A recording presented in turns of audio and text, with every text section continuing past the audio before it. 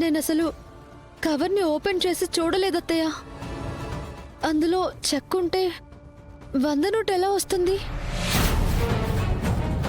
అంటే ఆ కవర్ నీ చేతిలోకి వచ్చేప్పటికే ఆ కవర్లో 100 రూపాయలుందంటావా? పిచ్చి పిచ్చిగా మాట్లాడుకో. నా మీద కోప్పడతారేంటి అత్తయ్య గారు? అయితే మరి చెక్కుకు బదులు కవర్లో 100 రూపాయల నోట్ ఎలా వచ్చిందో శరణ్యే చెప్పాలి.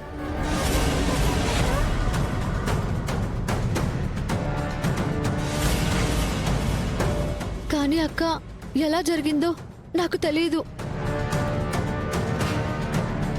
మీరిచ్చిన కవర్ని యాజ్ ఇట్ ఈస్ తెచ్చి ఇచ్చాను. కాకపోతే మధ్యలో ఫేస్ వాష్ చేసుకుని వచ్చాను అంతే.